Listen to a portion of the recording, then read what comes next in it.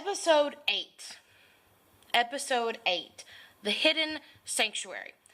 Again, guys, this season, to me, I see a lot of Catholic references. The Bleeding Crown.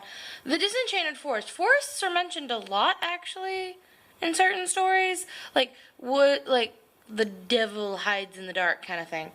And the Hidden Sanctuary is another one that, like, for me, as someone who was raised Catholic but isn't Catholic, so I have that, like, knowledge that strikes me as Catholic, because they always talk about sanctuaries and, like, sanctuary. That is a Notre Dame reference if you got it.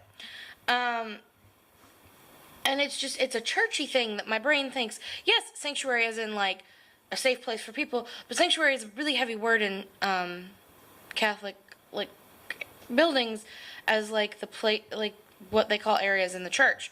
So, how many times can I say that word in, like, a sentence? Probably a lot. But the hidden one.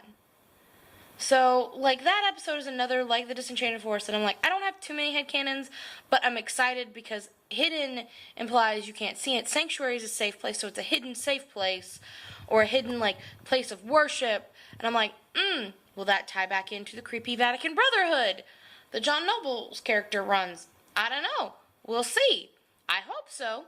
But then, at the same time, it's also essentially kind of another name for the library itself, because the library is hidden from the normal eye.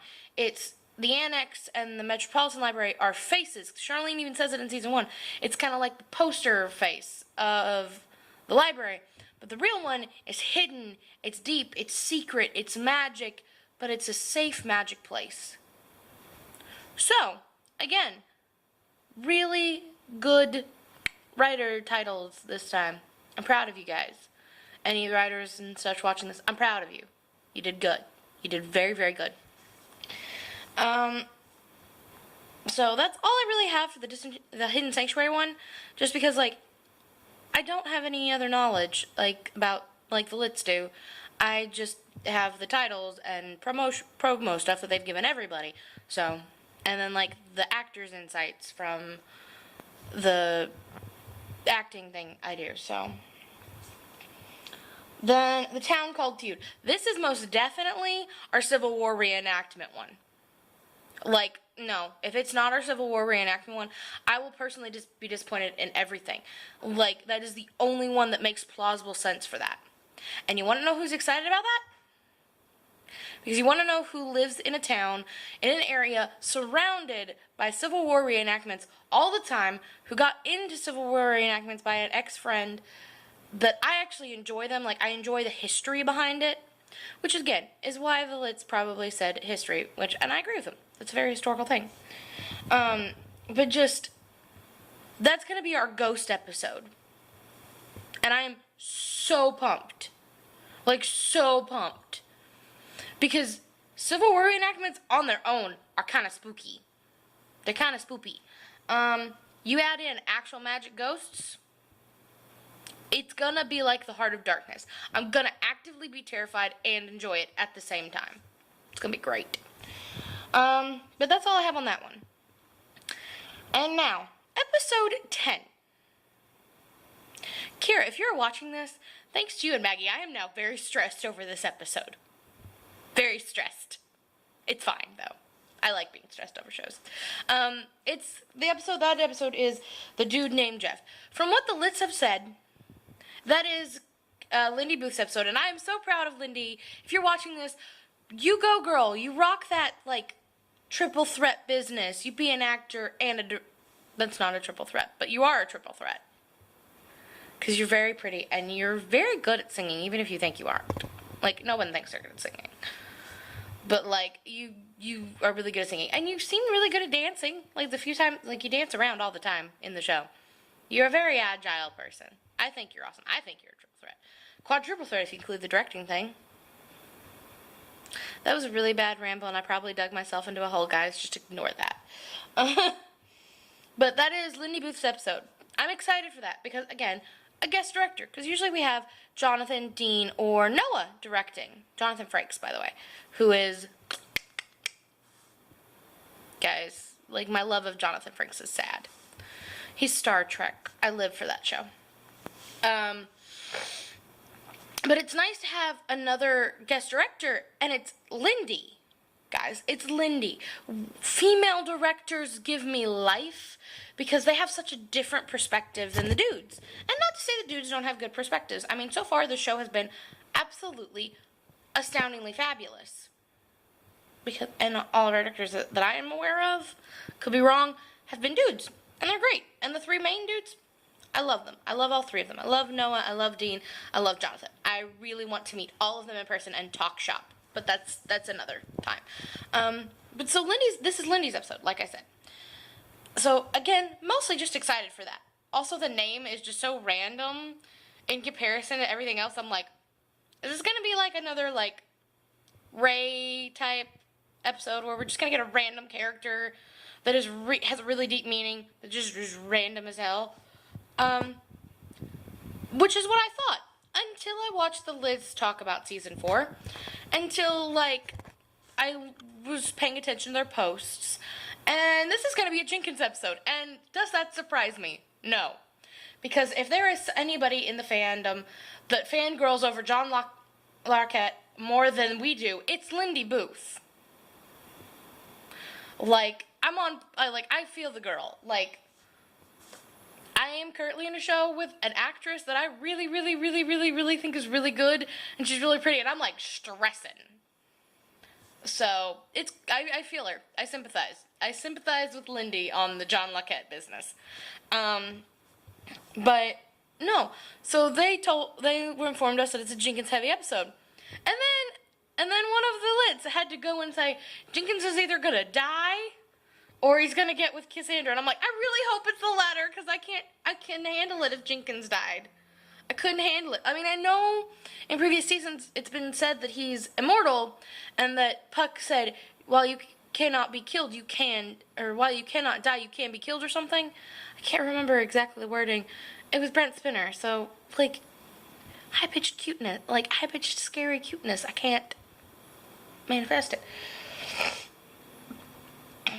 But, like, and just Kira and Maggie during their live stream, like, they were so, like, they were like, oh yeah, we almost gave it away while we were at the meetup, and I went, I don't remember what was said.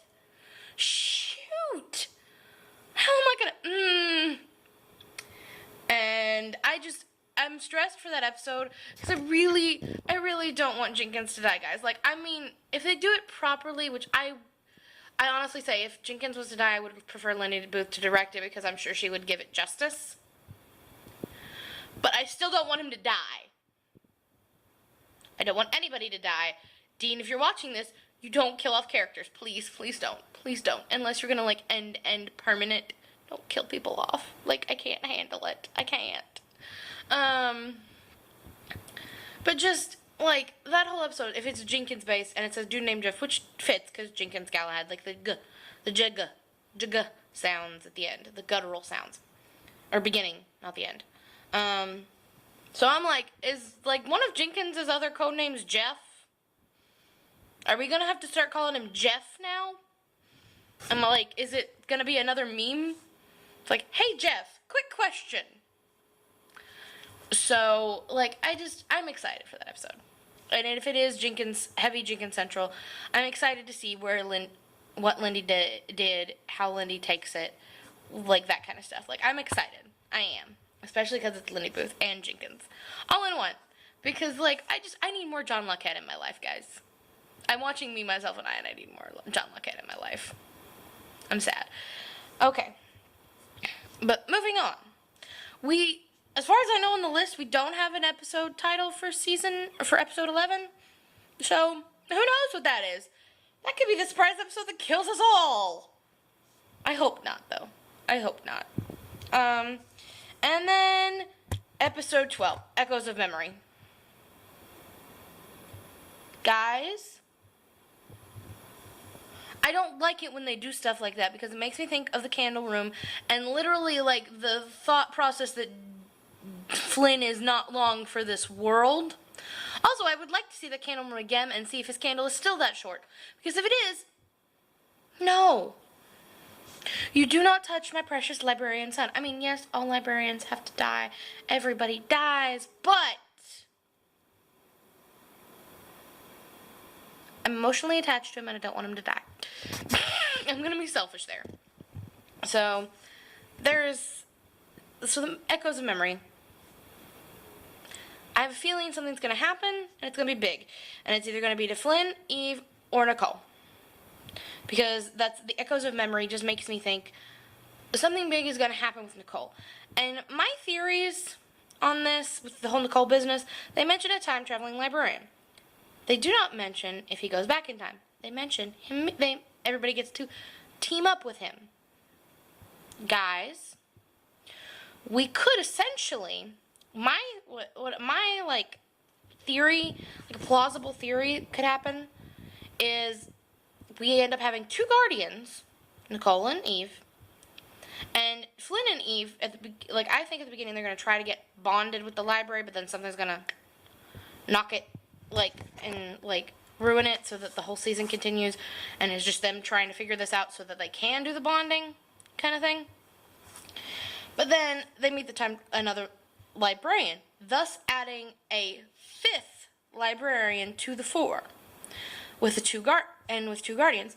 My theory is, since the library does need to be tied to somebody, that time-traveling librarian and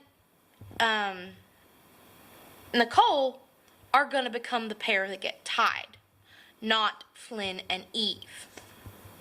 Which, again, would make it sad, because then Flynn and Eve aren't immortal, and they can't, not die. They still die at some point. But it would make a lot of sense, to me, to bring in two extra characters to fill in the roles of Charlene and Judson, and then push them aside, so you can focus on the others. But again, that's just a small theory. It's not, they might not do that, they probably won't do that, but again, it's a plausible thing that I can see happening, at least. The other thing is, we have to take into account all the things that have been said in previous seasons. The Oracle says Eve is going to change the library. She's done that already. She has brought back the library without her, the library would not have been brought back.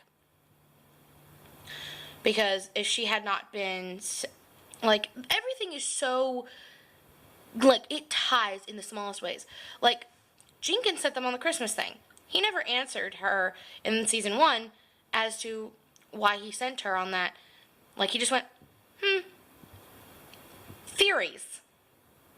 I don't know what to think about that, except for that Jenkins somehow knew that Eve was going to need to get the ability to be shattered across timelines, shattered across, her soul shattered, and still remain her, to be able to take on the Loom of Fate. So, I also think he remembers the entire River Loom scene. He knows. He knows what happened, guys. I dead believe that Jenkins knows.